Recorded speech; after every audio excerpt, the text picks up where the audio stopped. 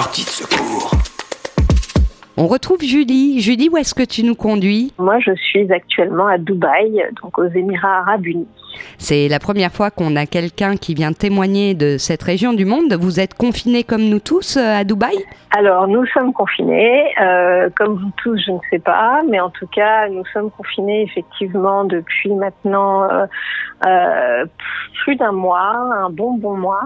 Les choses ont commencé un peu différemment parce qu'en fait, ils ont commencé par fermer les écoles avant d'entamer un confinement réel ici. Donc, on s'est retrouvé très vite avec la réalité d'avoir les enfants à la maison alors que les gens devaient ou souhaitaient aller travailler. Mais on est effectivement dans maintenant un lockdown qui s'est légèrement assoupli, puisque nous, on a quand même eu droit à un lockdown total où on était supposé envoyer une demande d'autorisation pour ne serait-ce que pouvoir aller au supermarché faire nos courses. Aujourd'hui, on a le droit de sortir à peu près 2 heures par jour pour courir, faire un peu de sport, et on peut aller au supermarché. Ils vont même commencer à réouvrir les malls, donc c'est peut-être le début de la fin du confinement. Ah, ce serait une bonne nouvelle. Tu disais que le confinement est très très strict aux Émirats et que des mesures drastiques ont été prises dès le départ. Tu peux nous en parler un peu plus ? Oui, alors ici, on rigole pas avec les lois. C'est un des avantages et peut-être pas un inconvénient, mais en tout cas un des avantages et une des caractéristiques de la région. Quand quelque chose est décidé, on ne tente pas effectivement de passer outre. Et on a eu donc là, il y a maintenant 3 semaines, 3 semaines, à remplir un formulaire donc en ligne quand il s'agissait de sortir. On pouvait absolument pas aller à l'extérieur. Ils avaient commencé à désinfecter les rues. Donc au début, ça a commencé la nuit.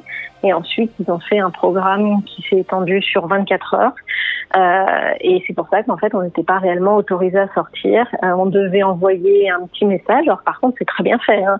C'est sur le téléphone, c'est une app, une sorte d'application. Il suffit de dire d'où on part, où on veut aller. Donc en général, c'était au supermarché.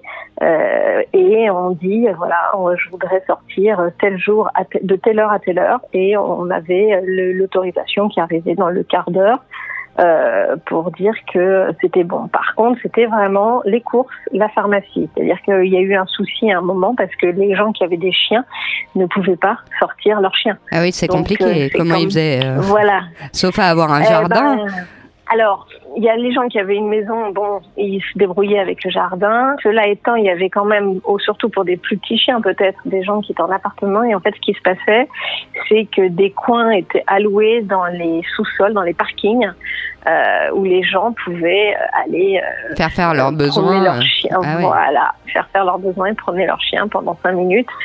Sans sortir, voilà, et en gardant un minimum de distance, puisqu'ici, donc, les distances sont obligatoires, c'est 2 mètres entre chaque personne.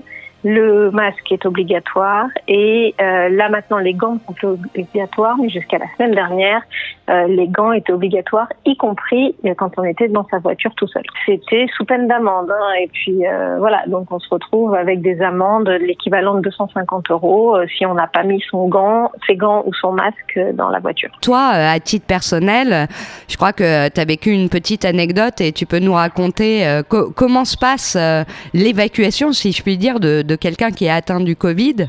Alors ici, quand on a le Covid-19, on ne reste pas à la maison. On est emmené à l'hôpital. Et nous, on a, au tout début de l'épidémie, on a eu effectivement à faire face au fait que mon époux a été atteint. Et il a attrapé le Covid-19. On imagine que c'était en Europe quand il revenait d'un voyage business, ou en tout cas sans doute sur le trajet, peut-être même dans l'avion. Après quelques jours, il a commencé à se sentir un peu enrhumé, un peu patraque. On a décidé qu'il serait peut-être judicieux d'aller juste voir le médecin pour faire un check et rassurer un peu, nous rassurer et puis rassurer aussi toutes les personnes alentour. Et il s'est avéré qu'en réalité, il était positif. Donc il a été évacué en ambulance dans la journée. Et nous, ma fille et moi, avons dû faire le test, pareil, dans la journée, en urgence. Donc mon mari, lui, a été évacué en plein milieu de la nuit parce que c'est le temps de trouver un lit à l'hôpital. Ouais. Et là, il s'est retrouvé effectivement avec 2 cosmonautes qui arrivaient. C'était pas un vaisseau spatial, mais c'était presque ça. Une ambulance avec avec le gyrophare. Alors pas de son, mais effectivement, on avait quand même le gyrophare qui tourne en plein milieu de la nuit avec la lumière bleue et puis les 2 personnes en cosmonaute, mon mari avec son masque. C'était un petit peu un film futuriste, c'était un peu l'invasion des extraterrestres qui viennent le chercher. Il a traversé la ville comme il l'a jamais traversée, il a jamais été aussi vite pour traverser la ville.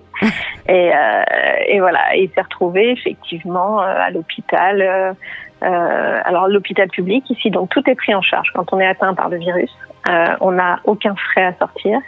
Et il a d'abord eu une radio des poumons, une prise de sang. Et ensuite, il a dû attendre un petit peu. Et finalement, on lui a trouvé une chambre dans un hôpital privé. Par contre, pour sortir, il faut avoir 3 tests d'affilée négatifs. Coup de chance, lui a eu vraiment des symptômes très très light puisqu'il a pu travailler. Il est resté 10 jours à l'hôpital.